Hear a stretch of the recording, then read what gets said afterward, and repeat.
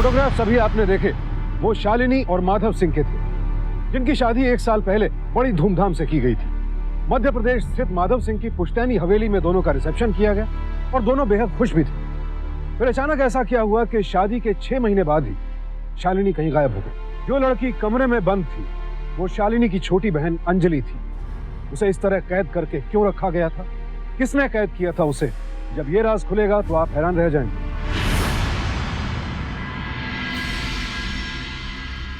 समधी जी तकरीबन साल भर होने को आया जब से शालिनी भाग।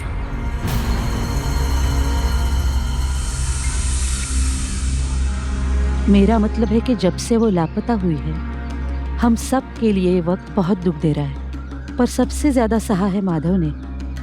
बहुत प्यार करता था माधव शालिनी से।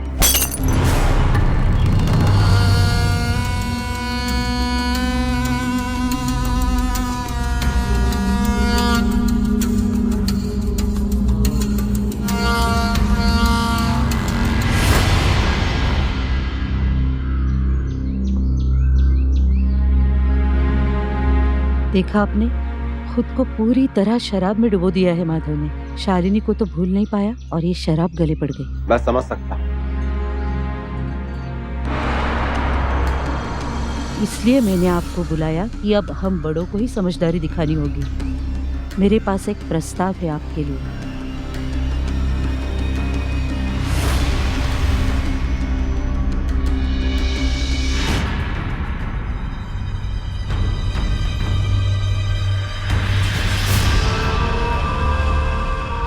बस कर अंजलि, कितनी बार कहा, अब साल भर होने को आया है, भूल जा।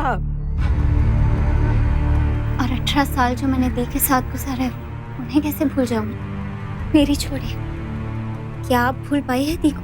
क्या हर वक्त आपके दिमाग में ये सवाल नहीं आता कि आखिर दी के साथ हुआ क्या था? मुझे ये समझ में नहीं आता कि आप लोग इस बात को टालते क्यों रहते हैं? खुलकर बात क्यों नहीं करते आप लोग मुझसे?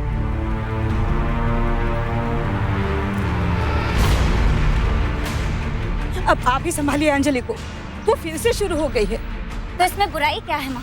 मैं अपनी दी को अच्छी तरह से जानती थी। वो कभी कोई गलत काम कर ही नहीं सकती, इसलिए वो क्यों और कैसे लापता हुई ये मैं जानकर ही रहा। बस अंजलि, बहुत हो चुका है। अरे साल भर से हम लोग शालिनी का दर्द सहन कर रहे हैं और जब भी उसे भूलना चाहते हैं तुम आकर के उसे कुरेद देती हो। अरे आज जो कुछ हुआ उसके बाद तो हमारे सोचने समझने की शक्ति भी चली गई। क्यों, क्या हुआ? हमारी अंजलि का हाथ मांग रहे हैं अपने माधव के लिए। नहीं, हरगिज नहीं। इस घर में हमने हमारी एक बेटी खो दी है, अब हम दूसरी नहीं खोना चाहते। आप मना कर दीजिए ना उन्हें, हमें नहीं करनी है ये शादी। मुझे करनी है। क्या तुम्हें करनी है शादी? हाँ पापा, मुझे ये शादी करनी है। मैं तुम्हारी शादी उस वीराने में कभी नहीं होने दूंगा। मुझे माधव जीजू से शादी करनी है। अरे पागल हो गई है क्या तू? ये पागलपन नहीं है माँ, ये मेरा विश्वास है कि दी के साथ जरूर कुछ ना कुछ गलत हुआ है और वो क्या है ये जानने के लिए मेरा उस घर में जाना बहुत जरूरी है। किसी कीमत पर नहीं, हरगिज नहीं। और ये मेरा अंतिम फैसला है। और मेरा फैसला आपसे अलग हो तो?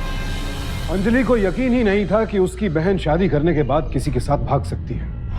खुदा ना खास्ता अगर वो भागी भी थी तो उसने 10 मील तक फैला जंगल पैदल तो पार नहीं किया होगा। तो क्या किसी ने उसकी मदद की थी? क्या शालिनी जंगल पार भी कर पाई थी? और अगर हाँ, तो फिर उसके बाद शालिनी की कोई खबर क्यों नहीं मिली? ये सारे सवाल अंजलि को रह रहकर झकझोर रहे थे। किसी तरह अंजलि ने अपने माता पिता को इस शादी के लिए राजी कर लिया और अब वो उस हवेली की ओर बढ़ रही थी, क्योंकि उसे यकीन था कि उसे अपनी बहन शालिनी के गुमशुदा होने का राज उस हवेली से ही मिलेगा।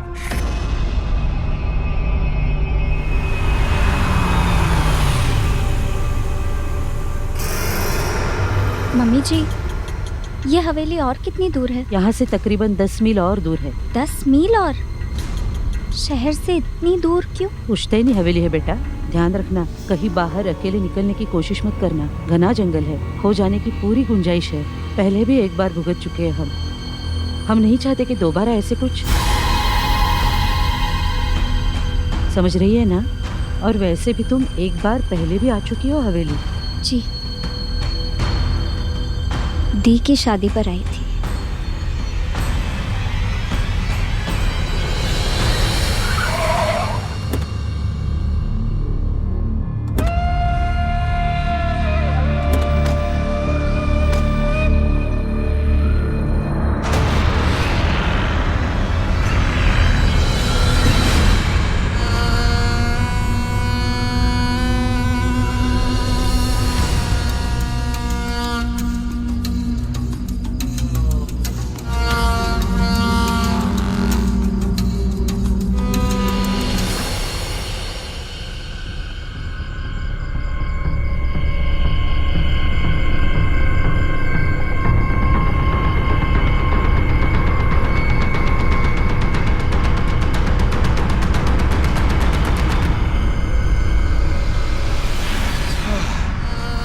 सॉरी अंजलि, तुम्हें इंतजार करना पड़ा।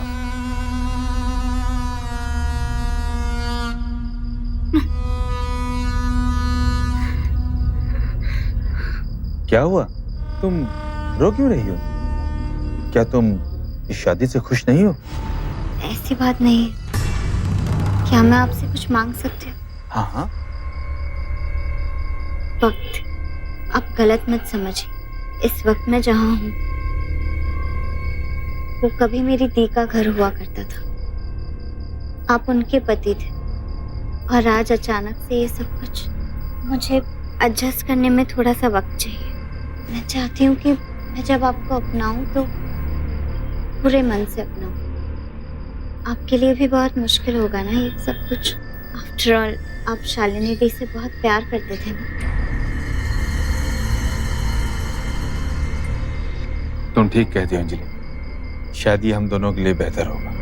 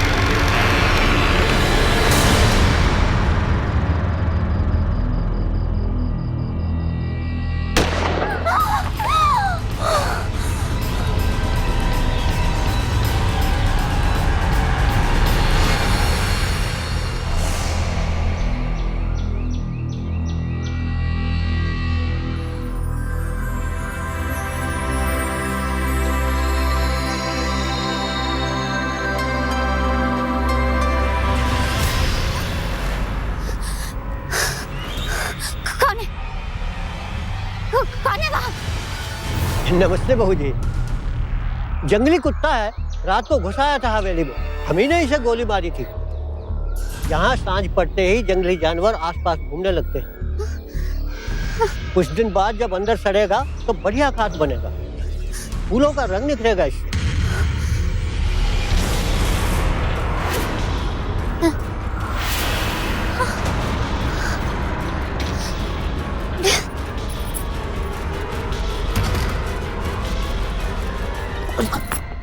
अरे अंजलि, इतनी तेजी से कहाँ भागी जा रही हो? ऐसा लग रहा है जैसे कोई भूत देख लिया हो तुमने। नहीं, ऐसा कुछ नहीं। वो मैं रसोई घर जा रही थी, सोचा कुछ मदद कर। अच्छा ठीक है, जाओ।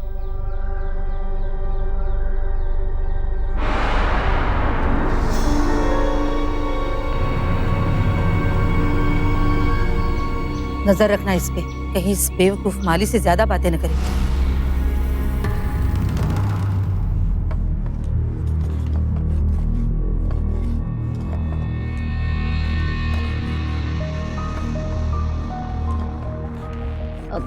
मैं कुछ मदद कर दूं? आप क्यों करोगी बहू जी, ये हमारा काम है, हम खुद कर लेंगे। अरे लेकिन अब इस घर की बहू मैं हूं ना, तो इस नाते ये मेरा भी काम हो, है ना? लाओ मैं काट देती हूँ, तुम कुछ और कर लो। मैं एक बात पूछूं? जब शालिनी दी यहाँ थी तो क्या वो किचन में तुम्हारी मदद करती थी? पता नहीं, कुछ याद नहीं है हमें। ऐसे कैसे याद नहीं है? कौन सा 20 साल हो गए जो याद नहीं है? 1 साल भी नहीं हुआ है दी को यहाँ से। देखिए बीबी जी, इस बारे में हमें कुछ पता नहीं है और ना ही हम आपसे इस बारे में कुछ बात करना चाहते हैं। हमें हमारा काम करने दीजिए बस।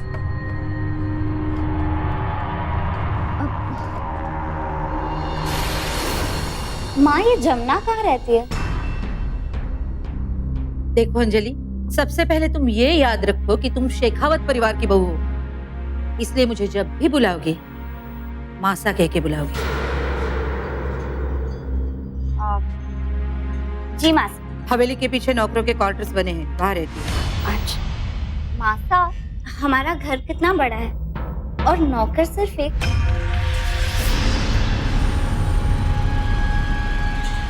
घर बड़ा है पर लोग गिन के 3 हैं, काम चल जाता है। मासा, मैं सोच रही थी कि क्यों ना हम तीनों शहर के पास कहीं शिफ्ट हो जाए। देखो अंजलि, ये शेखावतों की पुश्तैनी हवेली है। यहाँ माधव के पिता, दादा, परदादा और उससे पहले की कई पीढ़ियां यही जन्मी हैं और यही शांत हुई है। हम ना तो पुश्तैनी रिवाज छोड़ सकते हैं, ना तो पुश्तैनी घर, समझी? सॉरी मासा, वो मैं आगे से ध्यान रखूंगी। कुछ ही वक्त में मैं बिल्कुल शालिनी दी की तरह बन जाऊंगी। मासा, कल ना आप मुझे घर की चाबियां दे देना। किस लिए? वो मैंने देखा घर के काफी सारे कमरों पर ताला लगा है, काफी वक्त से बंद पड़े होंगे, सोचा थोड़ी सी साफ सफाई कर लूं। कोई जरूरत नहीं है, जितना घर खुला है हमारी जरूरतों के हिसाब से काफी है। पर मासा, थोड़ी सी साफ सफाई कर लेंगे तो क्या बुरा है? मासा दे दीजिए ना, आखिर साफ सफाई में बुराई क्या है? माधव, तुम शायद भूल रहे हो कि हमारे यहाँ बड़े एक बार जो भी कहते हैं उनसे जुबान लड़ाई नहीं जाती। मैंने कहा नहीं मतलब नहीं, समझे?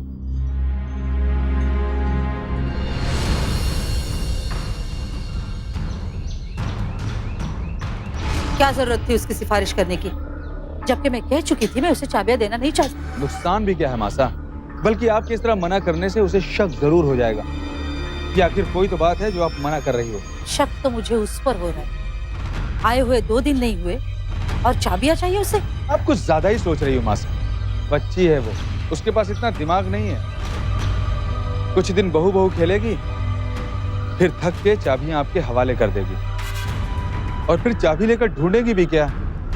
जब पुलिस तक को कोई सुराग नहीं मिला तो वो क्या ढूंढ लेगी? वो घर में इधर उधर ताक झाक करे मुझे बिल्कुल पसंद नहीं है। वैसे भी उसे यहाँ ज्यादा रहना नहीं है, पर मैं देख रही हूँ तुम कुछ ज्यादा ही तरफदारी कर रहे हो उसकी। कहीं उससे दिल तो नहीं लगा बैठे हो? अरे नहीं मासा, ऐसा कुछ नहीं। नहीं है तो ही बेहतर है। याद रखना वो यहाँ किस लिए लाई गई। हाँ मासा, कैसे भूल सकता हूँ कि वो यहाँ क्यों आई है।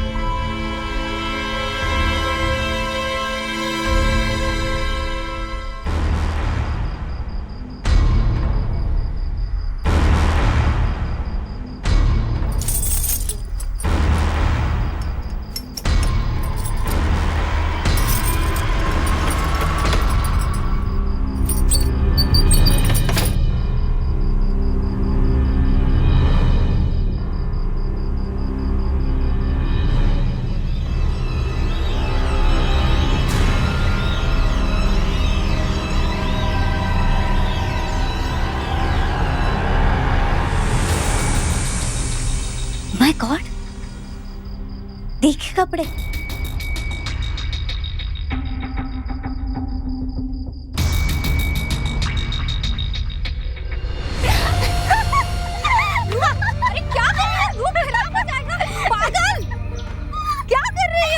शादी का जोड़ा कैसा है बता ना। अच्छा है, लेकिन मुझे रेड और ब्लू ज्यादा पसंद है। रेड और ब्लू क्यों? अरे एकदम बोल्ड कलर है, निखर के सामने आता है। होले बोल्ड तेरा ही नंबर है, समझी? हाँ हाँ, क्यों नहीं। जब तुम लाइन से हटोगी तब आएगा ना मेरा नंबर। अच्छा बच्ची, ये बात है। पागल है, जल्दी है बिल्कुल।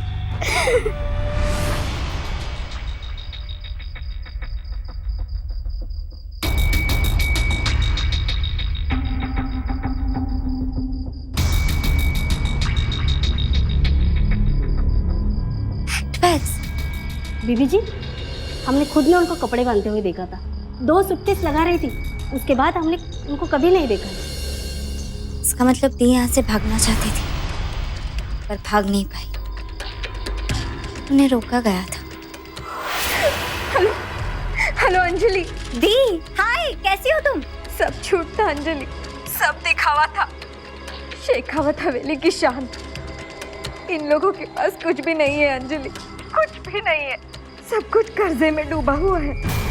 वो लोग पापा से पैसा ऐंठना चाहते हैं। मुझे तो ये भी पता नहीं था कि इन लोगों ने पापा से 40 लाख रुपए दहेज में लिए हैं। अंजलि, तुम पापा को एक पैसा भी मत देने देना। तुम पापा को बचा लेना। तुम मुझे ये बताओ कि वो लोग तुम्हें टॉर्चर वॉर्चर तो नहीं करते ना? वो मुझे। हेलो हेलो दी, शालिनी दी, हेलो। शालिनी के लापता होने से पहले ये उसका आखिरी फोन था, या यूं कहिए कि शालिनी अंजलि के सिवा और किसी को फोन कर ही नहीं पाई। अंजलि ने शालिनी की आवाज में छिपे दर्द को, उसकी पीड़ा को सुना था, महसूस किया था। इसीलिए वो शालिनी के किसी के साथ भाग जाने की बात पर यकीन नहीं कर पा रही थी।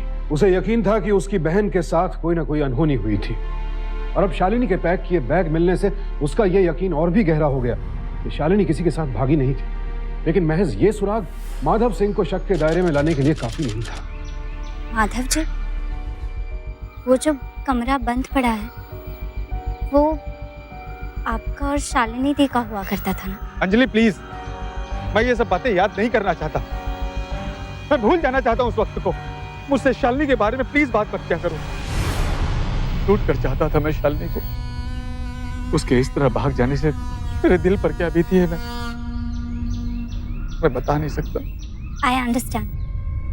शायद इसलिए ही मासा ने मुझे कमरे की चाबियां नहीं दी, ताकि पुरानी यादें ताज़ा ना हो जाए। मुझे खुशी है कि तुम ये बात समझ रही हो। समझ तो अब आ रहा है मुझे कि सिर्फ मुझे ही नहीं, सारी दुनिया को दी के बारे में झूठ बोला है तुमने। क्या सोच रही हो अंजलि? नहीं, कुछ नहीं। माधव जी, आप इतनी बड़ी हवेली में पूरा दिन क्या करते हैं? कहीं आते जाते भी नहीं है। हमारी जमीन एकड़ों में फैली है, उसे संभालना, उसका पेपर वर्क सब देखना पड़ता है। सब कुछ नीचे स्टडी से संभालता हूँ। लेकिन तुम ये सब कुछ क्यों पूछ रही हो? मैं तो सोच रही थी कि आपको अच्छी तरह से समझ। वही तो मैं भी चाहता हूँ अंजलि, कि हम लोग एक दूसरे को अच्छी तरह से समझ लें। कोई आ जाएगा, माली आ जाएगा। ठीक है, मुझे भी लगता है ये सब कुछ कमरे में ही सही रहेगा। अंजलि के लिए इस घर का रहस्य दिन ब दिन गहराता जा रहा था। इस घर के लोगों के व्यवहार से उसे डर सा लगने लगा था। एक कठोर सास, एक घरेलू नौकरानी जो कुछ जानती थी लेकिन उसके बारे में बात नहीं करना चाहती थी, एक विक्षिप्त सा माली जिसका पौधे उगाने का ढंग ही कुछ निराला था। इन सब बातों से अंजलि पहले ही डरी हुई थी। अब उसके सामने एक नई चुनौती थी, माधव सिंह को अपने करीब आने से रोकना, जो कि आसान काम नहीं था, क्योंकि अंजलि उसकी पत्नी थी और माधव सिर्फ अपना पति होने का अधिकार मांग रहा था। इस मुसीबत से बचने के लिए अंजलि ने एक नया रास्ता ढूंढा। अंजलि, वहां क्यों खड़ी हो?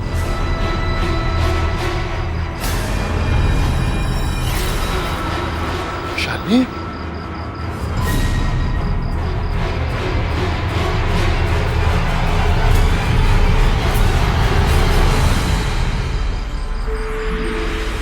अंजलि, ये क्या मजाक है? तुमने शालिनी के कपड़े क्यों पहन रखे हैं? तुम्हें पता है ना कि मैं शालिनी की यादों को भुलाना चाहता हूँ।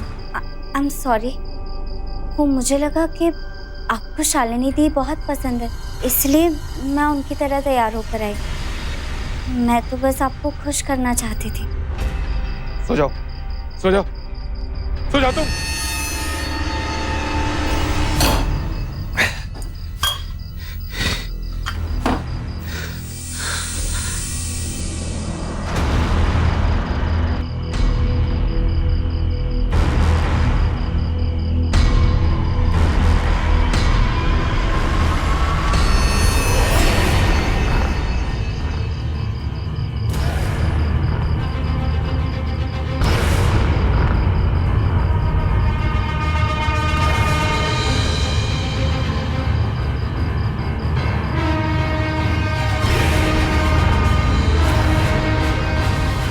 माधव ने तो कहा था कि इसी कमरे से वो सारे काम करते हैं। बिजनेस वेंचर्स के लिए इसी रूम को ऑफिस बना के रखा है। लेकिन जब दी का फोन आया था मुझे, तो उन्होंने कहा था कि ये लोग बिल्कुल दिवालिया हो चुके हैं, कुछ भी नहीं है इनके पास। इनका रोज का खर्चा कैसे चलता होगा? इस कमरे में क्या बिजनेस करते हैं ये लोग?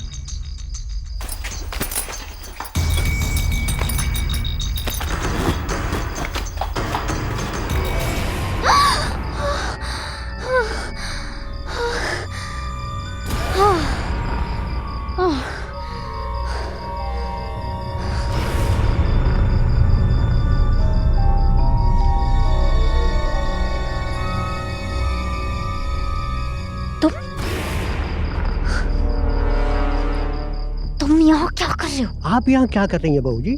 हम देख रहे हैं आप हमेशा ताक झाँक करती रहती हैं। वो भी कुछ ऐसा ही ढूंढती थी इससे पहले। वो कौन?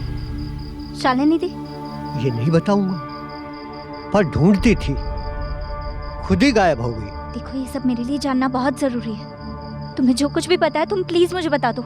यहाँ क्या हुआ था उनके साथ? क्या किया है ये लोगों ने शालिनी दीदी के साथ?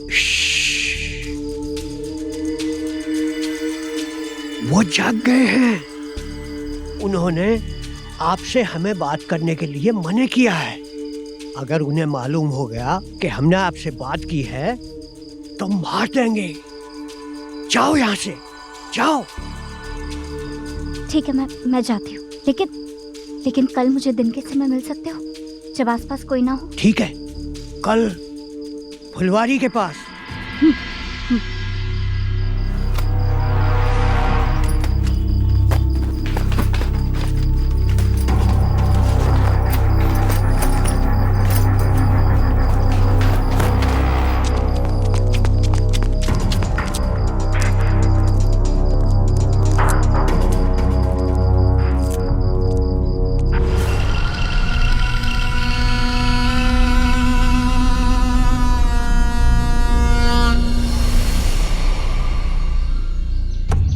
कहाँ चला गया ये माली?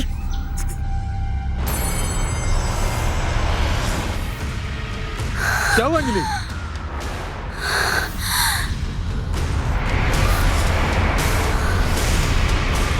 उस वक्त वहाँ गार्डन में क्या करने गई थी? जी, मुझे मुझे पूजा के लिए फूल चाहिए थे। लेकिन फूल रखने के लिए आपके पास कोई बास्केट वगैरह तो थी नहीं। इंस्पेक्टर, क्या बकवास सवाल पूछ रहे हैं आप? कत्ल की वजह और सुराग ढूंढने के बजाय आप मेरी पत्नी को नाहक परेशान कर रहे हैं। आपको पता है आप किससे बात कर रहे हैं?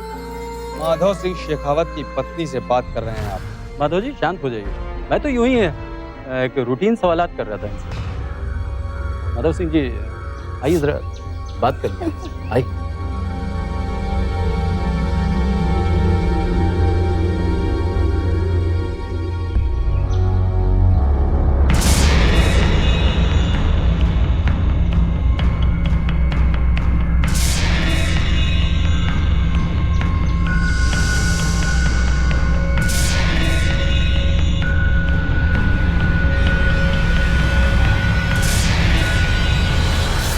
अंजलि बेहद डर गई थी। वो समझ चुकी थी कि माधव सिंह अपना राज छिपाने के लिए किसी भी हद तक जा सकता है। एक रात पहले माली ने अंजलि से बात की थी और अगली सुबह उसकी लाश मिली। अब अंजलि को यकीन हो गया था कि उसकी बहन के साथ जरूर कुछ बुरा हुआ है, और वो ससुराल में नहीं बल्कि निर्मम हत्यारों के बीच है, जो अपनी असलियत छिपाए रखने के लिए कुछ भी कर सकते हैं। पापा प्रणाम। जीते रहो बेटा। और घर में सब ठीक है? हाँ, सब आपका आशीर्वाद है। पापा एक बात करनी थी, वो अभी तक जमीन के पेपर्स मेरे नाम ट्रांसफर नहीं हुए हैं। हाँ बेटा, वो कोर्ट में है रजिस्ट्रेशन के लिए, और उसमें 2-4 दिन का वक्त तो लगेगा। जैसे ही काम पूरा होगा मैं खुद तुम्हें आकर के दे दूंगा। नहीं पापा, ऐसी कोई जल्दी नहीं है। मैं तो बस इसलिए पूछ रहा था कि अगर इस मामले में आपको मेरे किसी हेल्प की जरूरत होगी तो बताइएगा। नहीं बेटा, मैं खुद संभालूंगा, तुम बस अपना ख्याल रखो। और हाँ, अंजलि कैसी है? बहुत खुश है पापा, बाहर गार्डन में टहल रही है। अभी इतने बड़े घर को समझने में थोड़ा वक्त लग रहा है उसे। आती है तो बात करवाता हूँ मैं आपसे। ठीक है बेटा, ख्याल रखना। अच्छा पापा, प्रणाम। कितने दिन और?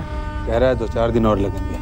मासा, जब तक वो जमीन के पेपर्स मेरे नाम ट्रांसफर नहीं हो जाते तब तक इसे जिंदा रखना ही पड़ेगा। इस बार काम अलग तरीके से करना होगा। अब तक शालिनी की गुमशुदगी की रिपोर्ट बंद नहीं हुई है। अगर ऐसे में दूसरा कांड हो गया ना तो हम पर उंगली उठ सकती है। वो सब आप मुझ पर छोड़ दो मासा। इस बार एक एक्सीडेंट लगेगा। इस बार उसे मारकर उसकी आंखों में झांकने की नौबत नहीं है। बस याद मत दिला। इसका क्या करना है? कहीं उसकी अपने बाप से बात हो गई तो? मासा, एक काम करता हूँ, मैं इसे आपके कमरे में लगा देता हूँ। और बाकी के इंतजाम भी पुख्ता कर दो। बचकर भागने में कामयाब नहीं होनी चाहिए। वो सब आप मुझ पर छोड़ दो मासा। कभी कामयाब नहीं होने दूंगा उसे। यहाँ पे भी नेटवर्क नहीं आ रहा है।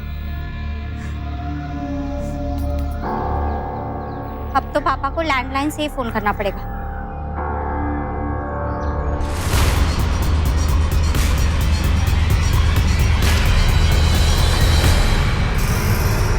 ये फोन कहाँ चला गया?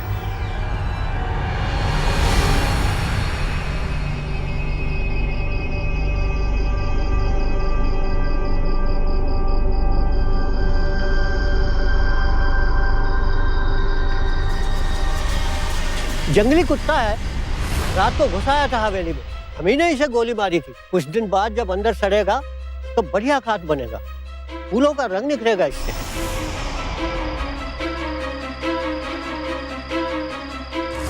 हम देख रहे हैं आप हमेशा ताक झाँक करती रहती है। वो भी कुछ ऐसे ही ढूंढती थी इससे पहले।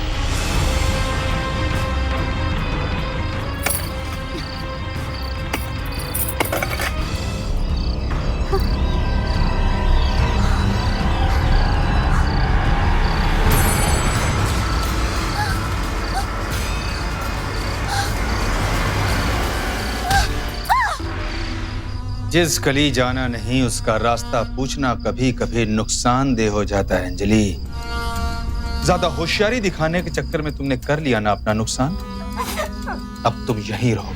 तुम्हारा मेरे को पापा के पैसों के लिए ना, उनकी जमीन के लिए मुझे भी मारना चाहते हो तुम। मेरे हो तुम, मेरी बहन के कातिल हो तुम। चिल्लाओ, लेकिन चाहे जितना भी चिल्ला लो तुम्हारी आवाज इन हवेली की दीवारों से टकराकर सिर्फ तुम्हारे कानों तक पहुंचेंगी। मरोगी तुम्हें इसी हवेली के अंदर मरना होगा। मरो।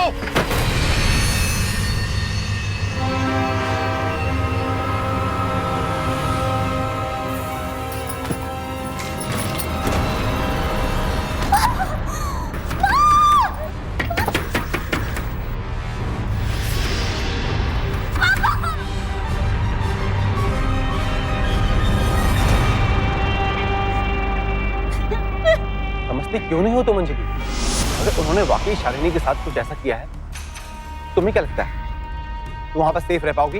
अगर तुम्हें कुछ हो गया तो मैं अपने आप को जिंदगी भर कभी माफ नहीं कर पाऊंगा।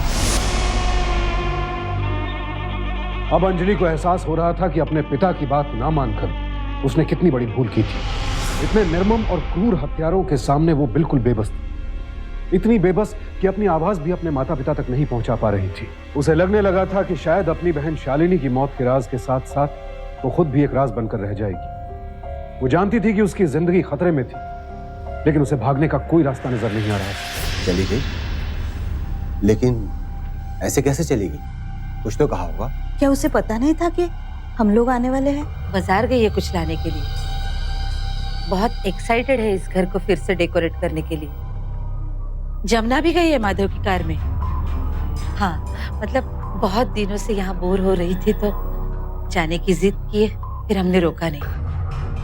और फिर पापा, शादी के बाद आप लोग पहली बार यहाँ आ रहे थे तो अंजलि ने सोचा कि बाजार से आपके लिए कुछ लेती है।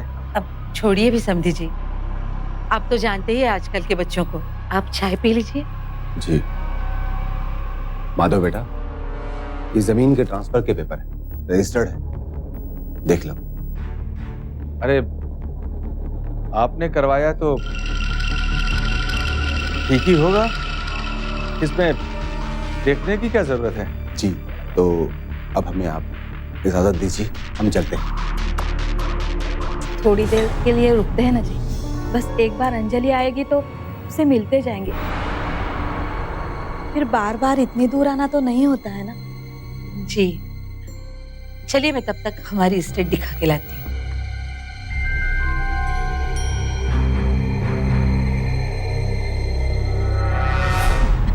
अरे वाह, आपका बगीचा कितना सुंदर है। ये फूल तो बहुत सुंदर है। हमारा एक माली था सतपाल, बहुत मेहनत करता था। हाँ मतलब? एक एक्सीडेंट में चल बसा। अब देख रहे हैं वैसा ही मेहनती और वफादार कोई माली मिल सके तो।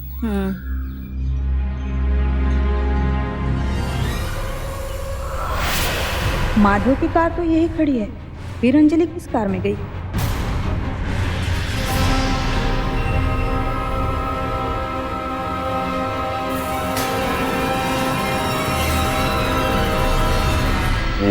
अब बहुत देर हो गई है और घर पहुंचते पहुंचते तो रात हो जाएगी।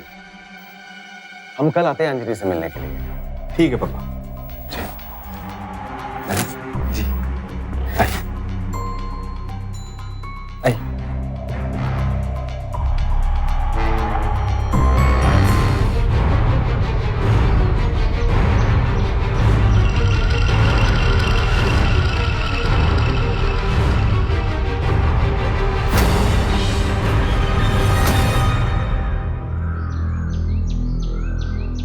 सुनिए, वो लोग तो कह रहे थे कि अंजलि कार में बाजार गई है। उनके पास तो एक ही कार है ना? हाँ, पर क्यों? मैंने पीछे गैरेज में एक कार देखी उनकी।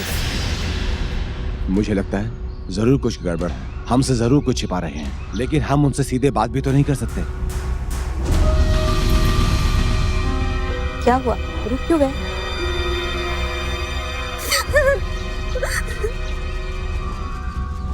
इनका कहना था कि माली मर चुका है और अंजलि जमुना के साथ बाजार गई है। तो फिर ये कहां से चिल्का करके इशारा कौन कर रहा है?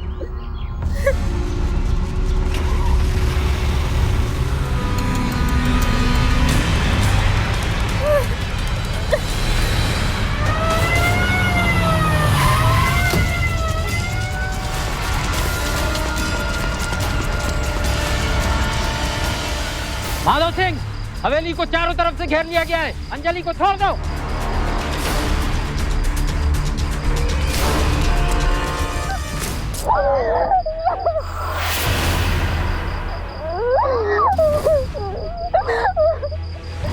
दी भागी नहीं थी, दी भागी नहीं थी।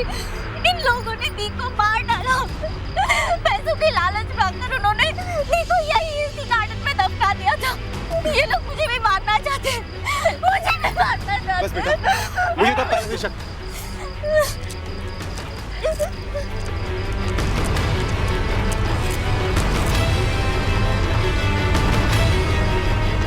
गाड़ी में बिठाओ, ले जा इसे।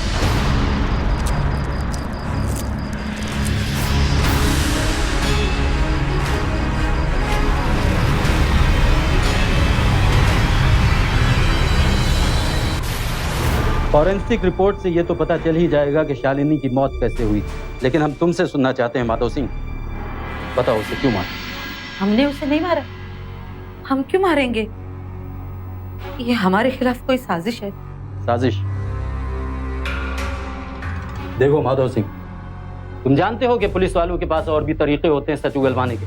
मैं नहीं चाहता हूँ सब तुम पर आजमाया जाए, इसलिए बताओ कि क्या हुआ था। इंस्पेक्टर, शालिनी से शादी के वक्त हमें दहेज में 40 लाख रुपए मिले थे।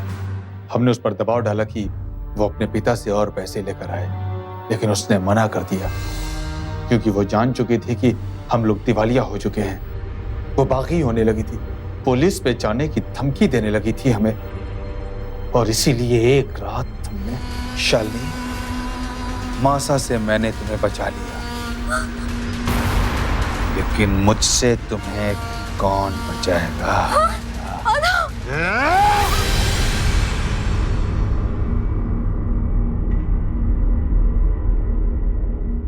शालिनी की हत्या के पीछे दहेज का दानव निकला। एक लड़की जिसने दहेज के खिलाफ आवाज उठाई, उसकी आवाज को हमेशा के लिए बंद कर दिया गया।